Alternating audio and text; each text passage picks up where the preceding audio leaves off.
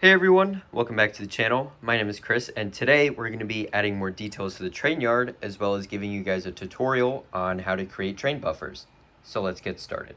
So in a recent video, which I'll pin in the top right if you haven't seen yet, I started work on adding some details to the train yard here, namely redoing the overhead crane line here, as well as the track ballast in here, and I had these buffers in, but I moved them back one track segment here.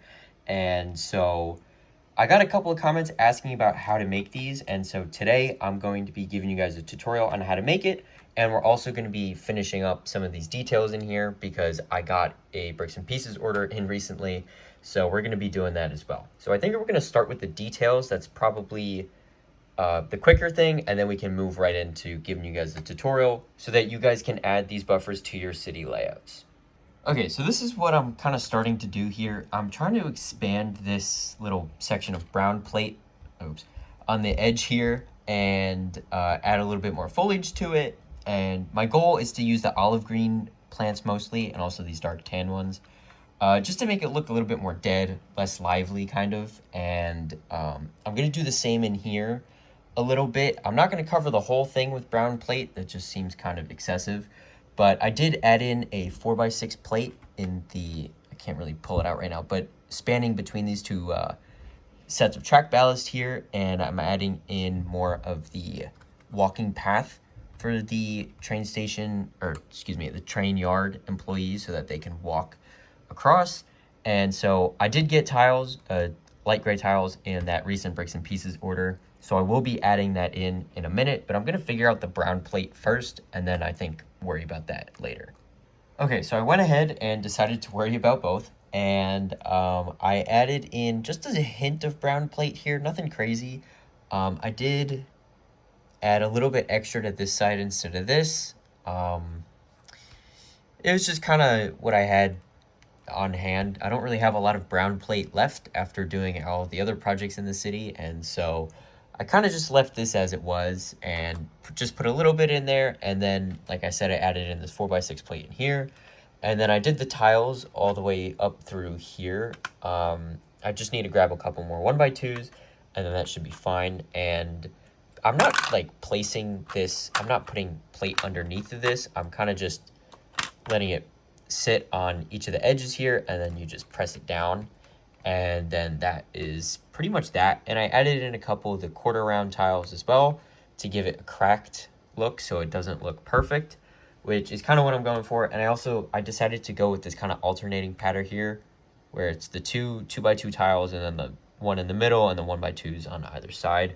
I think that looks pretty good, and I'm pretty happy with that actually. So let me go grab those 1x2s, and then also the 1x4 and 1x1 tiles to finish ballasting these, and then I'll figure out what to put on this end as well. Okay, so I went ahead and I ballasted the rest of these two track segments here, as well as added in the remaining 1x2 tiles. And while I was kind of working on this area here, I came up with this idea, which please let me know your suggestions on this and your feedback on this in the comment section below. I would love to hear what you guys have to say.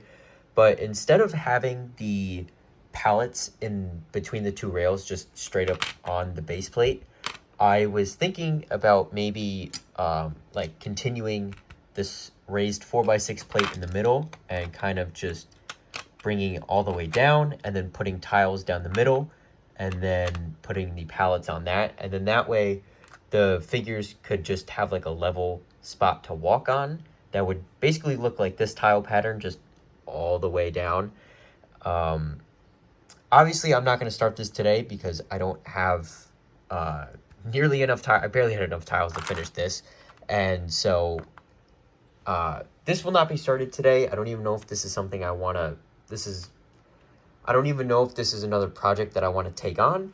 So if you guys like this idea, please leave a comment down below. I would love to hear what you guys think. If you guys think it looks fine just as it is with the pallets on the ground, that's fine too, but please drop a comment down below. I'd love to hear what you guys think, because I think this could be really cool. It is just, it's just a lot of work and a lot of tiles, which I don't have. And so here's just kind of an idea of part of a segment, I guess like the rest of this base plate here, what this would look like. Obviously, like I just said, there would be light gray tiles like this, just going all the way down.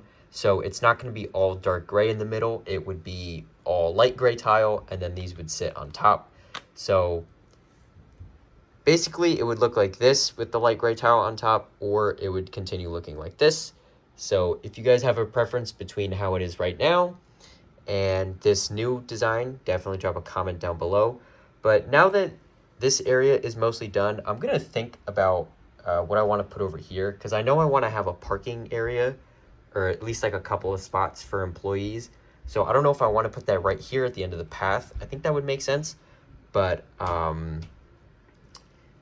don't know if I want to move it down more so it's more centered with the rest of the train yard here. But in the meantime, I'm going to give you guys the tutorial on the buffers, and then we can come back to the parking spaces at the end. Okay, so this is what a completed buffer looks like. So let me take this apart and give you guys a proper parts list of everything that you need to make this. Okay, so these are all the pieces that you are going to need. Basically, it is 2 FlexiTrack. If they made these regular straight tracks in 8 long segments, I would probably use those instead. But I use 2 of them. There's 2 clipped together right now. So this is what 1 FlexiTrack segment looks like, and I use 2 of them.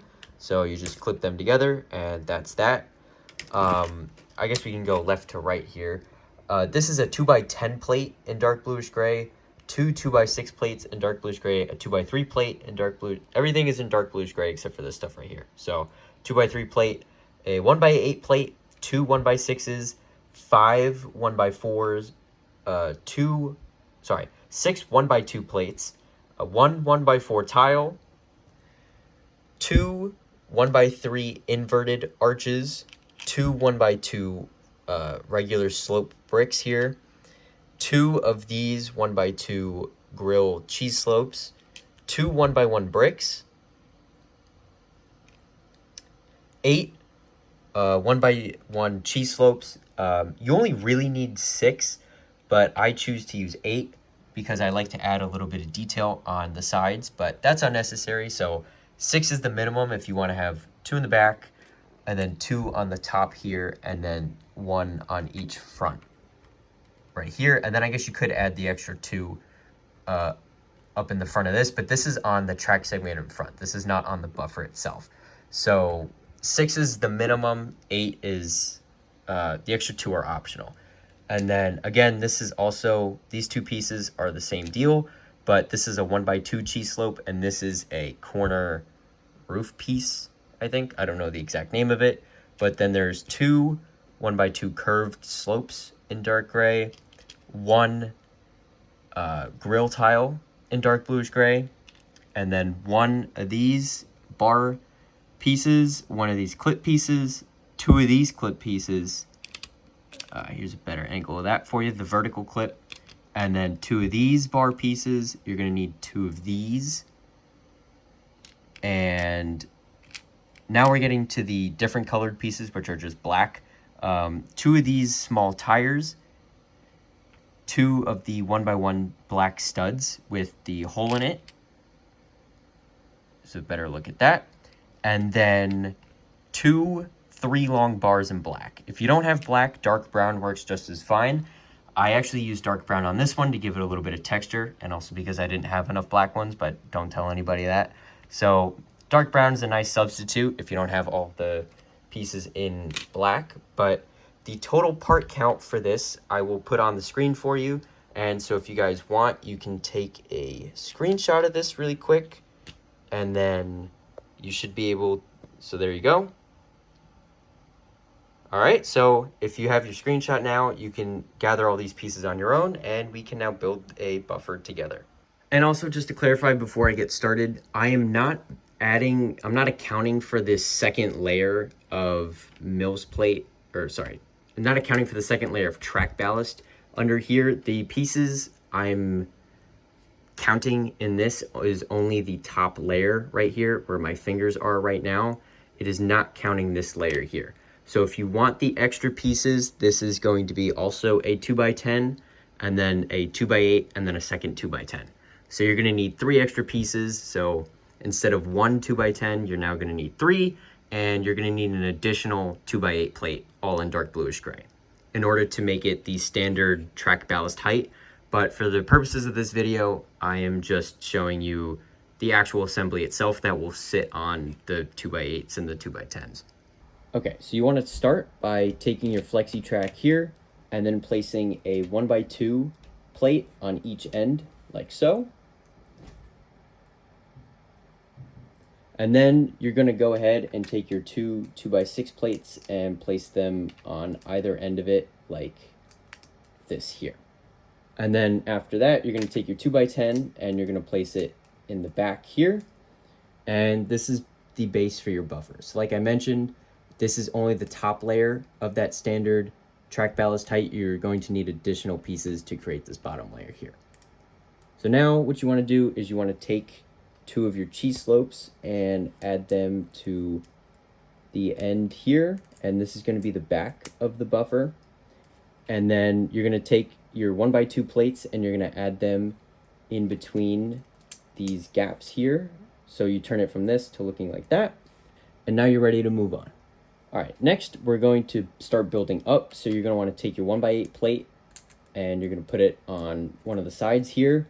If you have 2 1x8 plates, that's even better. You can just do that. I didn't unfortunately have enough 1x8 plates to do this, I guess, properly. So I'm using 2 1x4s on this side here, but this is just an example. And you can also use 1x4s. It's not the end of the world, because you're going to place 1x6 plates on top of each end like so. So it looks like this here. And now, even if you did use 1x4s, those are clipped together.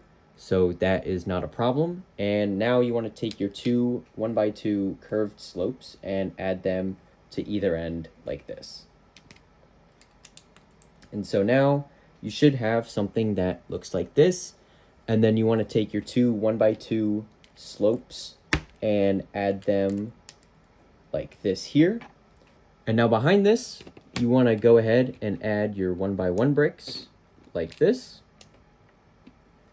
And then you're going to add these 1x2 grill cheese slopes here behind on top of those.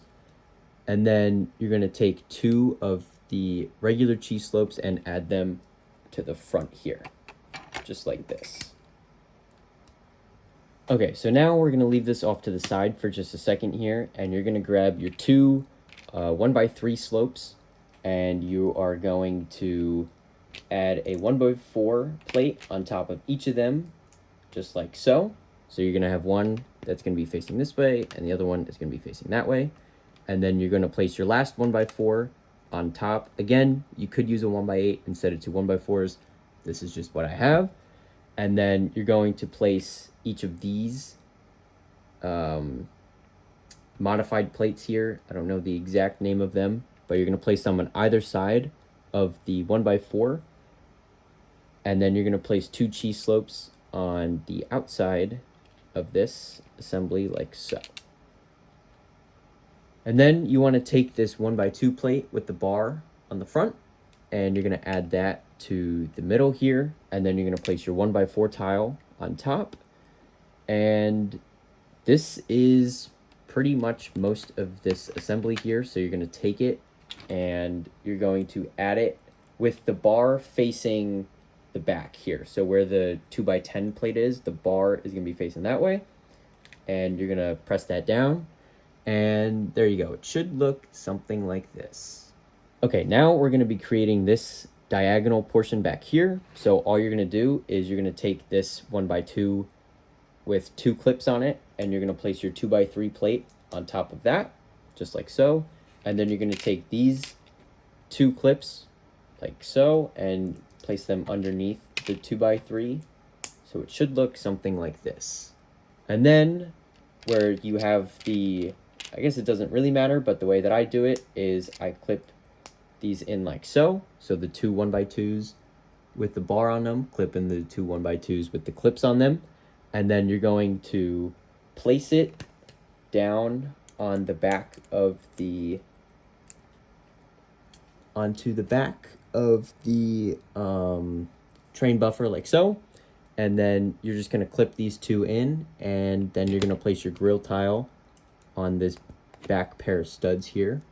And so now the only thing left to do is to take the 1x1 stud in black and place it into this tire here. So it should look something like this. And then you just place the bar right through it like so. And there you go. You have one of the actual buffers, like you can see over here and as well as back here. So you're just going to make this twice, and then what you're going to do is you're going to slide it through this modified plate here. And I like to give it a little bit of gap in between the actual buffer itself and the tire, but that's personal preference how far you want to slide them in. So once you do this on the other side as well, you're basically done. And then these extra pieces here, like I mentioned, I like to add them on the sides here, just kind of like this and like this here. But this is personal preference. I think it just adds a little bit of extra detail, but let me assemble the rest of this and we'll see how it looks when it's done. Okay, so with the second buffer in, this is pretty much done. And like I mentioned, I like to add a little bit of extra stuff on the sides just to give a little bit of extra detail, so it's not just a big flat wall here. But that's personal preference. If you don't want to do that, no worries. And I know these aren't the best looking buffers out there, but I made these with the pieces that I have on hand, and I think they work fine. I do especially like this diagonal piece back here. I think that really adds to it. And yeah, so this was just an extra. This was just for the purposes of giving you guys a tutorial, so I don't need to place it into the train yard here, but I'll give you guys one more quick look at the pair of these buffers here that are actually in the train yard, and then we can talk about that parking lot and wrap up the video. Okay, so here is the two buffers that are in the train yard itself, and for some of them I added a little bit of extra stuff on the edge here, like a 2x3, and I think this is also a 2x3 here that's sticking out a little bit extra, just to give it a little bit of extra detail. And this one is just for show, just for the tutorial, so we don't really need that right now. But this is what it looks like in the layout itself. And like I mentioned, this pair of cheese slopes here and there is on the other track segment. It's on the other base plate. So that is not, I did not include that as part of the tutorial, but you can very easily just add that on to the other track segments if you want. As for the parking lot here, I have two of these 8x16 tiles in dark bluish gray. So I was thinking either putting them directly across the street from the intersection or kind of offset a little bit.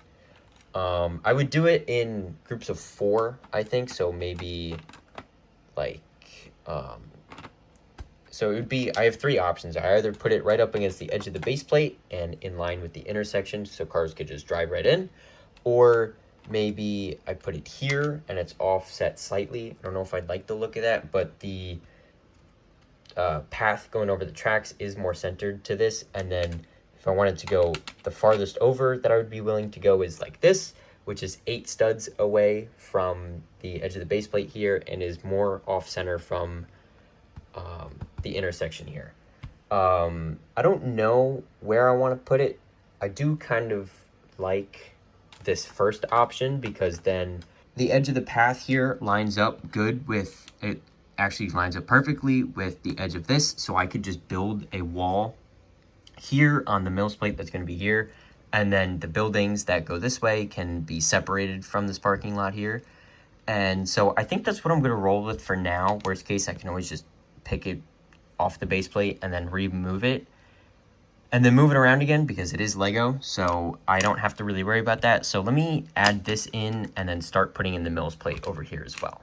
Okay, so I went ahead and I mills plated this parking lot here, or I guess parking space or 2, and then the rest of the base plate here I added the 4x4 plate on top of.